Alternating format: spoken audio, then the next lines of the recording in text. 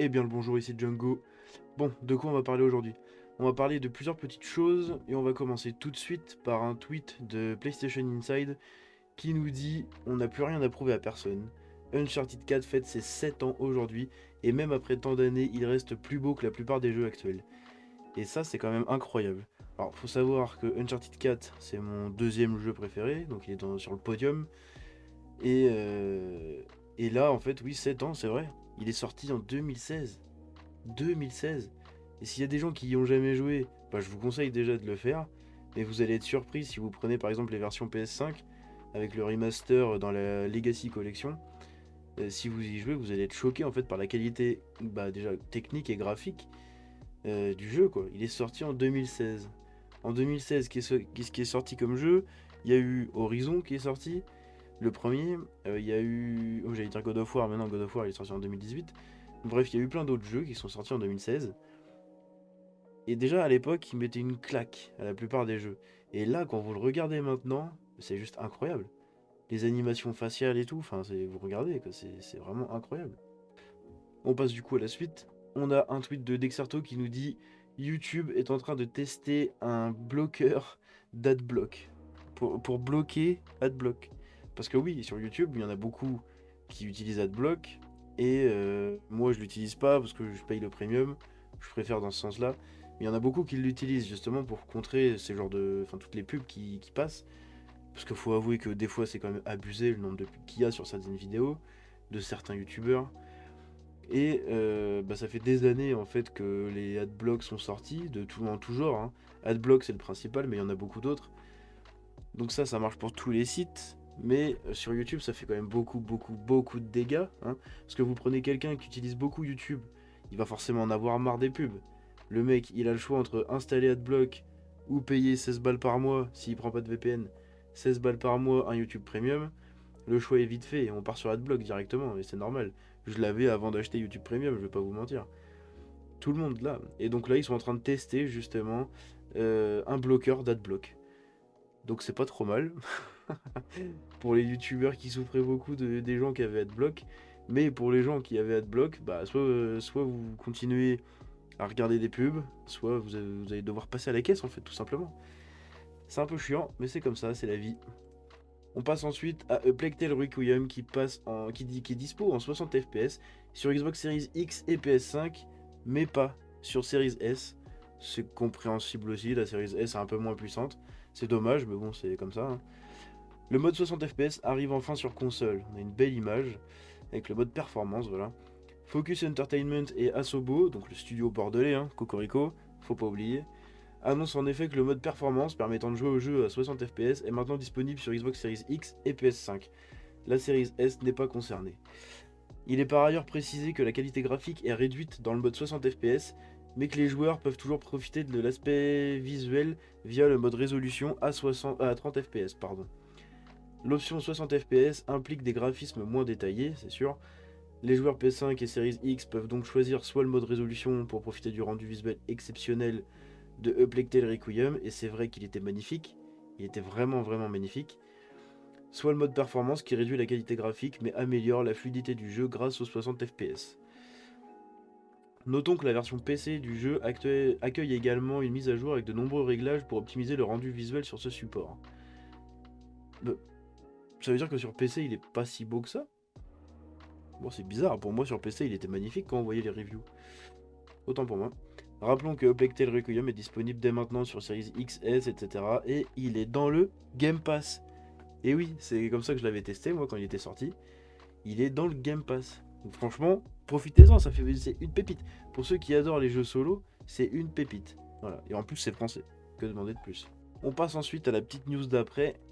Bungie a reçu 6,7 millions de dollars dans un procès final contre les tricheurs de Destiny 2. Après avoir gagné contre Levi Cheats, la bataille juridique de Bungie contre les tricheurs de Destiny 2 touche maintenant à son terme. Il faut savoir que Bungie est très engagé contre les tricheurs, et plus particulièrement contre ceux qui développent des logiciels de triche. Donc ça, eux, c'est les premières cibles, et en fait, pour complètement lutter contre toute la triche en général, eh ben, il faut taper directement en haut, c'est-à-dire ceux qui font les logiciels. Parce que vous pouvez bannir autant de cheaters que vous voulez, etc. Le logiciel de triche tourne continuellement en fait. il est toujours en vente, etc. Donc si vous voulez vraiment arrêter tout ça, il faut trouver ces mecs-là, vous les chopez, paf, c'est fini. Et là, c'est ce qu'ils ont fait. Donc Bungie a remporté son 4e procès contre un groupe de vendeurs de triche de Destiny 2, donc de vendeurs de logiciels de triche. L'article est traduit, comme d'hab. Stephen Totilo d'Axios a récemment vu que le développeur a reçu 6,7 millions de dollars contre le site web LeviCheats, un créateur et vendeur de tricheurs, vendeur de logiciels de triche, de cheat, que les joueurs de Destiny 2 peuvent acheter et utiliser. Son propriétaire, Canal Bansal, basé en Inde, je pense que c'est le prénom, n'aurait pas répondu à la requête de Bungie déposée en février. La victoire de Bungie ici intervient quelques semaines après que le tribunal lui a accordé 12 millions de dollars à Mihai Claudiu Florentin, propriétaire de Veteran Cheats. Lui et Bansal ont tous les deux été poursuivis par Bungie avec Elite Boss Tech il y a près de 2 ans. Tous les trois avaient été accusés d'avoir violé le droit d'auteur en faisant et en vendant leurs cheats aux joueurs de Destiny 2. Et en fait, c'est là-dessus qu'ils les attaquent. Ils vont pas les attaquer parce qu'ils vendent des logiciels de triche, ils vont les attaquer parce que, vu que c'est des logiciels de triche qui utilisent du code, etc., ou qui modifient du code du jeu, en fait, c'est une violation de droit d'auteur, quoi, tout simplement. C'est comme si vous remixez une musique sans avoir l'accord de la personne, quoi. Et sauf que là, en plus, c'est pour nuire aux autres joueurs, aux autres consommateurs. Donc voilà, c'est tout bénef pour Bungie, quoi, quand ils arrivent à les faire tomber. Selon les documents judiciaires de Bungie, les tricheurs de Bansal avaient été téléchargés, donc les cheats de Bansal avaient été téléchargés près de 2000 fois. Les documents affirment que les utilisateurs devraient lui acheter ces cheats à des prix qui varient en fonction de la durée de la licence et de la triche acquise. Donc c'est ça aussi, c'est que c'est vraiment un putain de business. Les mecs ils vendent ça et en plus c'est hyper cher, je sais plus où j'avais vu ça, mais des fois ça se vend genre à 500 balles le cheat quand même. Donc il faut vraiment être un gros joueur et avoir vraiment envie de le rentabiliser. Parce qu'à 500 balles le logiciel de cheat, c'est chaud quand même. A la suite de cette motion initiale de février, LeviCheats a cessé de vendre des cheats pour Destiny 2, contrairement à Claudio Florentin. Cependant, il ne semble pas que Bungie ait déposé, ou soit capable de déposer, une injonction permanente contre Bansal. Donc là on a le tweet en question. Et c'est incroyable en fait. C'est incroyable. 6,7 millions de dollars quand même contre un site. Le mec, je sais pas, enfin ils vont jamais pouvoir rembourser ça quoi. Donc ça va faire comme le mec qui avait piraté la Switch là il y a quelques jours. Enfin, qui a été jugé il y a quelques jours et il a pris genre plus de 10 millions de dollars de remboursement en fait pour Nintendo.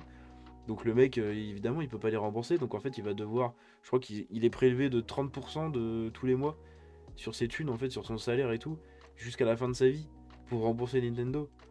Mais au moins, c'est quand même très... Enfin, ça peut freiner quand même beaucoup de gens. C'est violent, pardon. C'est violent, mais ça va freiner quand même beaucoup de gens. Et c'est le but. Il faut arrêter, en fait, les cheaters, quoi. Il faut vraiment les stopper. C'est une plaie pour le jeu vidéo.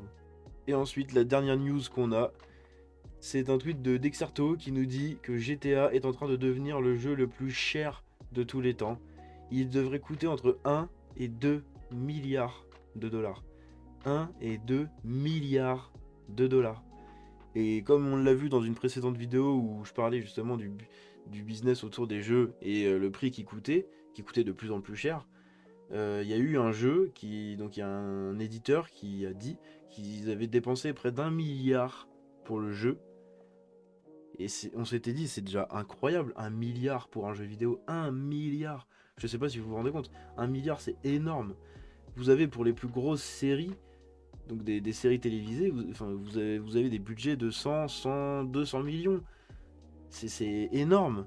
1 milliard pour un jeu vidéo, bordel. C'est incroyable.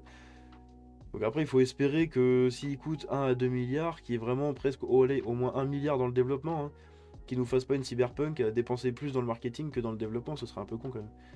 Bon voilà, c'est tout ce que j'avais aujourd'hui. J'espère que ça vous a plu. Si c'est le cas, vous pouvez vous abonner, lâcher un like. Vous pouvez me suivre sur Twitter, les liens sont dans la description. Je vous dis à la prochaine, c'était Django. Ciao.